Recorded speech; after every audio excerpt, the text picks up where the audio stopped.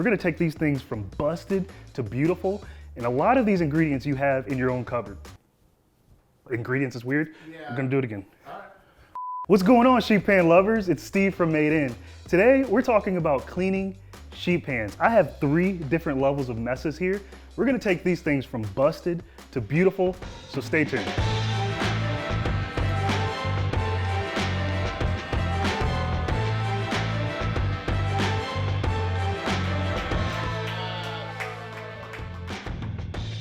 For this, you're gonna need dish soap, a sponge with an abrasive side, stainless steel cleaner, baking soda, and vinegar.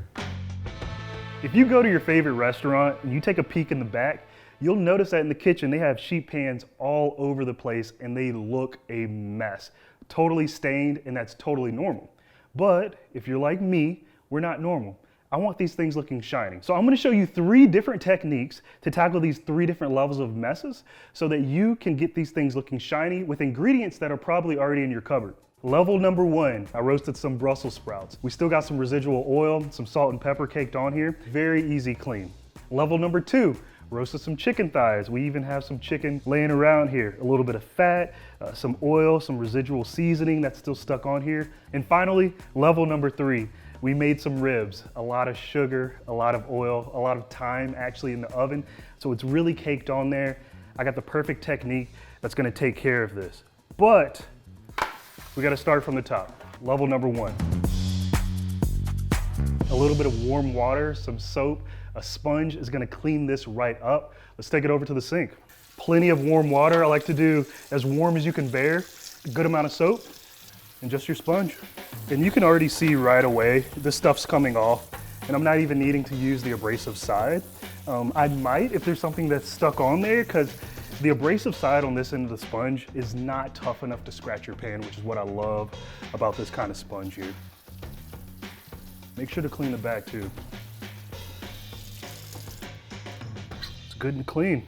Just as important as any step, we want to make sure to dry this thing off before we store it away, front and back, and there we go. It looks brand new. I'm very happy with this, and all we needed was a little bit of soap and water. Now, on to number 2. First thing we need to do is get some warm water and some soap on this thing. Let it sit for about 30 minutes. What that's gonna do is loosen up all those baked on bits and allow us to get a nice, smooth surface to work off of. Let's go over to the sink. Feel free to put as much soap as you want. All right, so we got it filled up with soap and water up to the brim. I'll be back in 30 minutes and we'll see what we're working with. So it's been 30 minutes. Let's dump this water and see what we're working with here.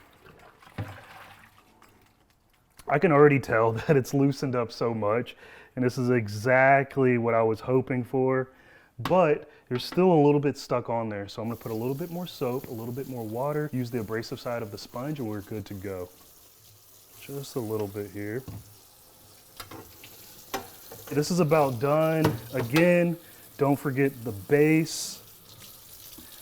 And beautiful. We're gonna dry this off. All right, a little bit of soaking for 30 minutes, soap, water, some elbow grease.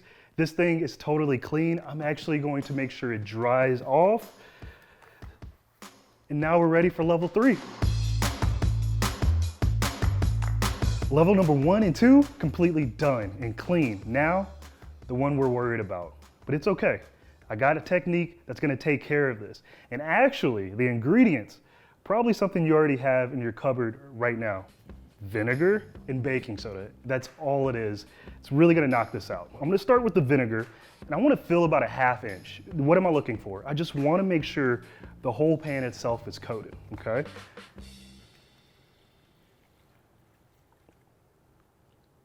So that's plenty right there. It might even be a little bit less than a 1/2 inch, but I do know everything is coated.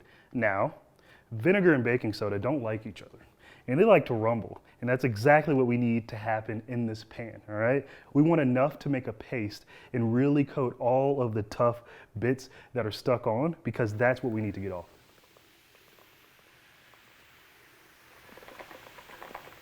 You can hear it working, right? I even have a chunk here. It's okay. Got a fork. I'm gonna kind of spread this out here. just fine. This is a little bit more liquidy than I want, so more baking soda is totally fine. I'm gonna make sure to cover it all again. As I pour this on, I'm hoping that this becomes a little bit more of a paste. As time goes on, you'll notice that the vinegar will actually start to evaporate, and that's totally fine. What we're looking for is all of those bits are totally covered, and the vinegar and baking soda is still gonna do its job. Question I get asked quite often is, what's the solution that we want to go for? Do we want 50-50 baking soda, 25-75? What are we looking for? What's the ratio? Here's what I say, eyeball it. Now stay with me. Start at least at 50-50, but you're going to want a little bit more vinegar in this solution. Vinegar is going to evaporate over time, and it's very important that everything is coated. Therefore, you'll need just a little bit more vinegar. The tough part for you is over. Now let the baking soda and the vinegar do its job. I'm gonna let this sit overnight. I say at least 8 hours. I like 12 if you have the time, so go ahead and relax. Wake up in the morning, all right, brush your teeth, come back to this thing and it'll be ready for the final step.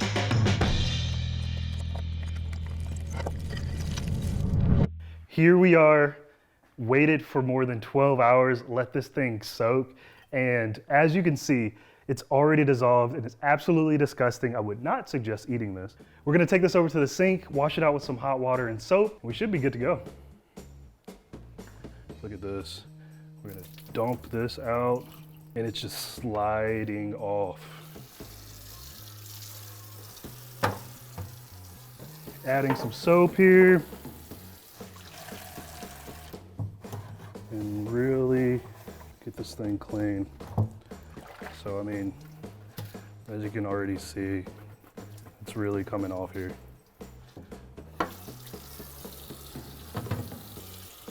Just checking to make sure everything's done. It feels great to the touch.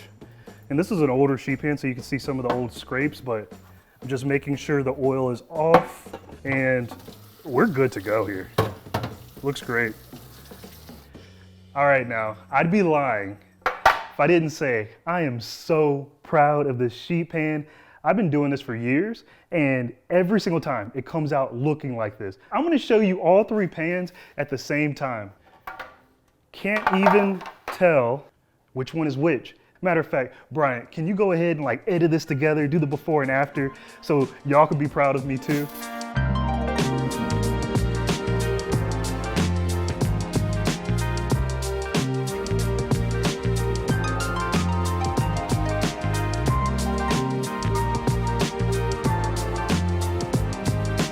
I am good, but really, vinegar and baking soda is really good. Now stay there, got a few tips for you. Number 1, if you know you have a messy cook coming up, go ahead, put parchment paper, aluminum foil on this. It's going to save you time down the road, then you don't have to get to level number 3. Tip number 2, as soon as you're done cooking with this thing, go ahead and get the food off of it and let it soak while you enjoy your dinner. This is really gonna help you by getting all the bits loose and save you time down the road. And finally, tip number 3, before you cook with this again, make sure there is no residual oil that's laying around. That's what's gonna stay in your pan and become very difficult to clean off down the road. So there you have it. We had 3 different levels of messes, and I gave you 3 different ways to clean them. If you enjoyed this content, go ahead and give us a thumbs up, send it to a friend. If you wanna see more, make sure to subscribe. And if you have any questions, please put them in the comment box below. Once again, I'm Steve from Made In. It's been fun. Catch you next time.